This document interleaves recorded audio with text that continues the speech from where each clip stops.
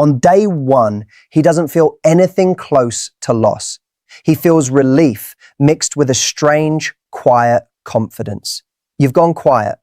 And his first read on it isn't fear, it's familiarity. He's seen this before, or he thinks he has. In his mind, this is a pause, not an ending. He tells himself, you're just taking a breath, maybe a little annoyed about something small, and that within a day or two, the usual rhythm will pick back up. There's no panic in him yet, because panic requires the belief that something real is actually at risk. And right now, he doesn't believe that. What he believes is that you are, in some quiet, unconscious way, still his, still reachable, still predictable, still the person who always eventually reaches back out. This is the first thing worth understanding about silence. It doesn't threaten someone who has never had to imagine life without you. Psychologists call this the availability heuristic. We judge how likely something is by how easily we can imagine it. And right now, he can't easily imagine you gone. So he waits, half distracted, mostly unbothered, checking his phone out of habit rather than urgency. But habit is a strange thing. It doesn't announce itself. It just quietly notices when the thing it expects doesn't show up. And somewhere underneath the confidence, a very small, very quiet question has already started to form. Not fear, not yet. Just a flicker. What if this time is actually different? By the second or third day, the flicker hasn't grown into anything he'd call worry, but it's no longer nothing either. He starts doing the thing people do when they're not ready to admit something is bothering them. He keeps himself busy, tells himself he's simply giving you space, frames his own silence back at you as patience rather than what it actually is, which is waiting. This is where cognitive dissonance quietly enters the picture. He holds two things in his mind at once. I don't need her to reach out, and I keep checking to see if she has. Those two beliefs don't fit together comfortably, and the mind hates discomfort. So it does what it always does. It rationalizes. She's probably just busy. She's probably still a little upset. She'll come around when she's ready. Every explanation he generates is designed to protect the same fragile assumption, that you are still, in some sense, waiting for him, even in your silence. He hasn't yet considered the possibility that your silence isn't a message aimed at him at all, that it might simply be you living your life without him in the center of it. That thought is too uncomfortable to sit with for long, so he doesn't. Not yet. But the checking has gotten a little more frequent. The habit has gotten a little heavier. And somewhere in the back of his mind, a second question joins the first. If she's not thinking about me right now, who is she thinking about? Around the end of the first week, something shifts. And it's not dramatic, it's structural. This is what we'll call the disruption of expectation. The moment when the absence stops being background noise and starts becoming a presence of its own. Up until now, your silence was something he could explain away in a sentence. Now it's something he has to keep explaining over and over. And every time he re-explains it, the explanation gets a little less convincing, even to him. He starts noticing things he wouldn't have noticed a week ago. The specific time of day you used to text, and the specific way that time now passes without anything happening. He'll pick up his phone for an unrelated reason and catch himself for half a second hoping. And when there's nothing there, there's a small, sharp discomfort that he doesn't have a name for yet, because he spent so long being the person who was chosen rather than the person doing the choosing. Loss aversion is the concept at play here. We feel the pain of losing something more intensely than we ever felt the pleasure of having it. And up until this week, he never had to actually feel what your absence cost, because it was never absent.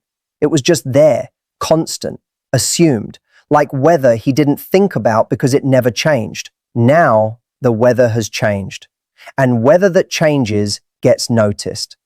So he starts to wonder, quietly, uncomfortably, Was I this careless with something that actually mattered? Somewhere in the second week, the questions stop being occasional and start being persistent. And this is the stage where his ego and his actual feelings begin to genuinely conflict. His ego still wants to believe he's in control, that reaching out first would mean losing some kind of invisible contest, that waiting is strength, that eventually you'll break before he does. But underneath the ego, something else has started stirring.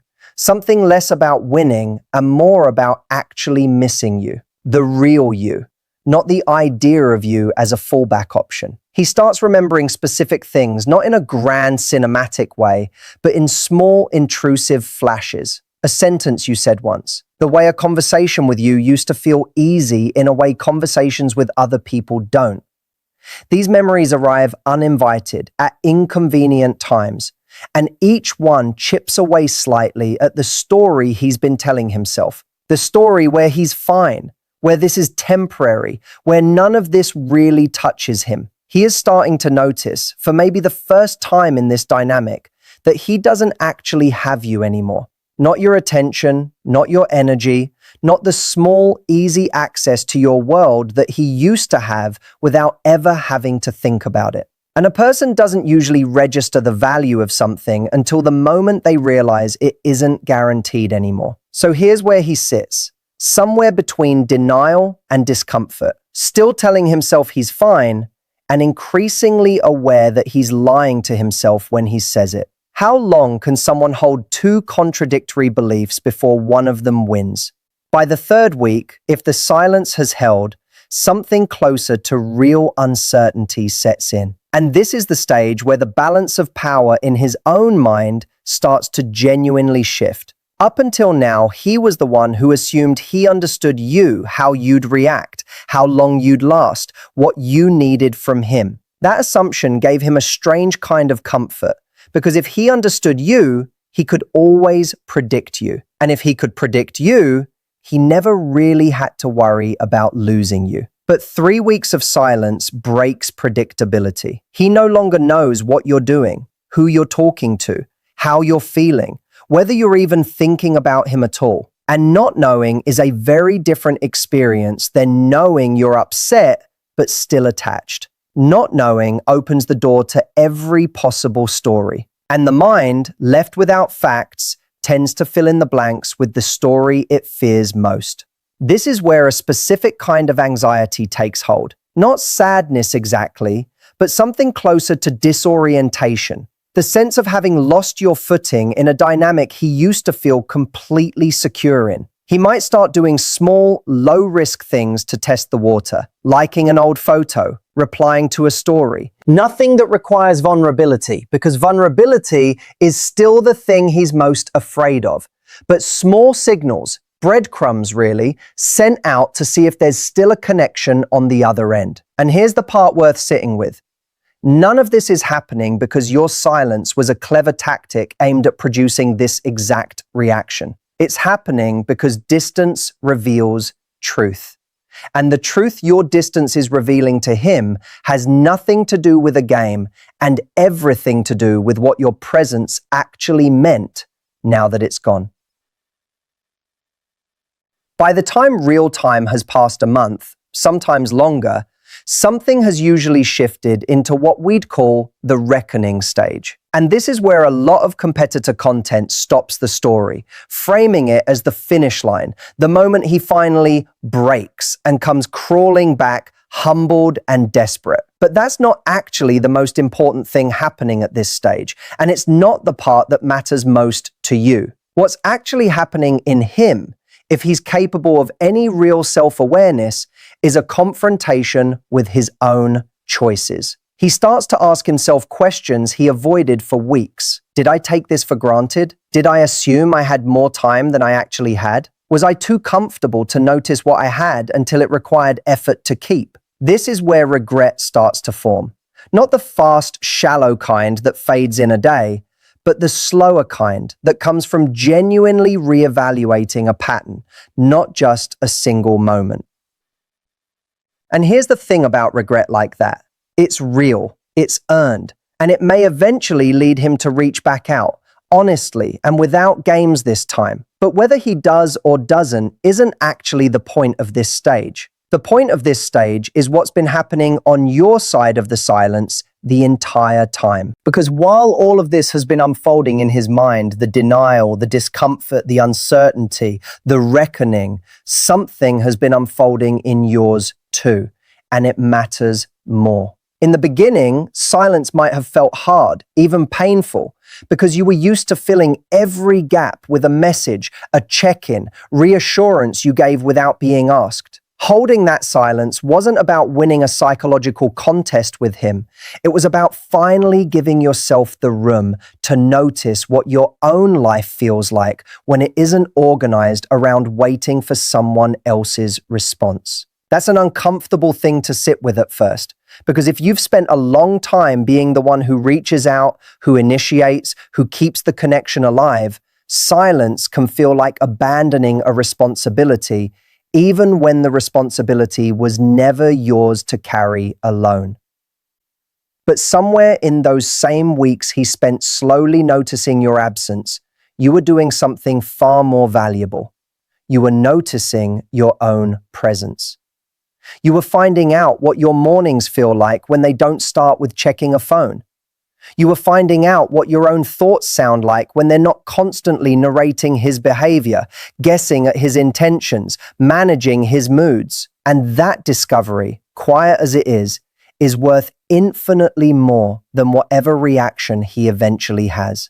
This is the actual turning point of the whole arc, and it has nothing to do with whether he texts back. It's the moment you realize that the goal was never to make him feel something. The goal was to stop needing him to feel it in order for you to feel okay. Because here's the truth under all of this. Someone reaching back out to you after weeks of silence doesn't undo the fact that you had to disappear for him to notice you at all. Whatever he says when he comes back, sorry, I get it now, I should have valued you sooner, those words don't retroactively repair the discomfort you had to sit in to get here. And by the time he says them, if he ever does, you're not the same person he was avoiding weeks ago. You're not waiting by the phone hoping he'll say the right thing. You're standing on the other side of a version of yourself who learned, slowly and sometimes painfully, that her peace was never supposed to depend on someone else's timing. So when he finally reaches out, and statistically in situations like this, a lot of them do, the real question isn't whether he's finally ready. It's whether you still need him to be. That's the shift that actually matters. And it's the one almost no version of this content talks about honestly, because it's less dramatic than make him regret it, but it's infinitely more useful, because it's the only part of this entire story that you actually have control over. You were never able to control what he thought on day 3 or day 21. You can only ever control what you do with the space his absence created.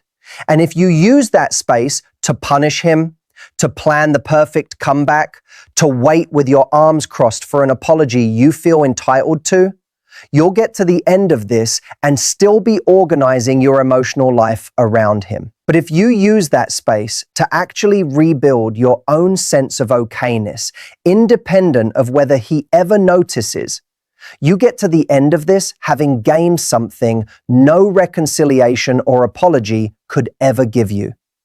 Proof that you don't fall apart in someone else's absence. And that proof is the thing that changes every relationship you have after this one, not just this one. So here's what's actually happening day by day when you go silent. He is slowly, unevenly moving from comfort to confusion to discomfort to reckoning. And none of that is something you're doing to him. It's something his own attachment to comfort and predictability is doing to him, all on its own, simply because the constant he assumed would always be there stopped being constant. You didn't have to manufacture that. You just had to stop performing availability you didn't actually feel anymore. And while his mind was working through all of that, yours had the far more important job of remembering who you were before you started organizing your days around his responses. The real ending to this story was never, and then he came back. The real ending is, and by the time he came back, or didn't, she had already come back to herself. That's the version worth telling. That's the version that actually helps someone watching this at 2 a.m. wondering if she should text him first. She shouldn't reach out because she's trying to win something. She should sit in the discomfort long enough to find out who she is without constantly checking if he noticed she was gone. That's not a tactic. That's not a game. That's just what happens when you finally stop performing for someone's attention and start living like your own peace was never supposed to be optional. The signature line for this one, the phrase worth building the whole video around and repeating near the end so it lands as a callback. He's not thinking about losing you. He's thinking about what he assumed he'd never have to think about at all. That line can open the video as a tease and close it as the payoff, which is exactly the kind of structural hook that makes viewers re-watch the first 10 seconds after finishing. For titles, 3 options that keep the curiosity-driven second-person pattern viewers already respond to in this niche, while making it clear this isn't a manipulation guide. What he's actually thinking day by day when you go silent. Day 1 versus day 21, what silence really does to him. And he won't admit this until week 3. All 3 sit comfortably under 60 characters and promise the same escalating stage-based payoff that made the competitor script watchable without promising a revenge outcome. For the thumbnail, something with high emotional contrast but no cruelty. Day 1 versus day 21 works well because it visually promises the exact structure of the video and creates an immediate before/after curiosity gap. Or alternatively, he noticed too late, which keeps the emotional payoff without framing it as something you did to him on purpose. For the description and tags, something like, ever wonder what actually goes through his mind when you stop reaching out? This isn't about playing games or making him chase you. It's a day-by-day look at the real psychology of attachment, comfort, and loss aversion, and what silence actually reveals about a connection. If you've searched no contact rule, why did he pull away, or Matthew Hussey style breakup psychology, this goes deeper, and it's about your clarity, not his punishment.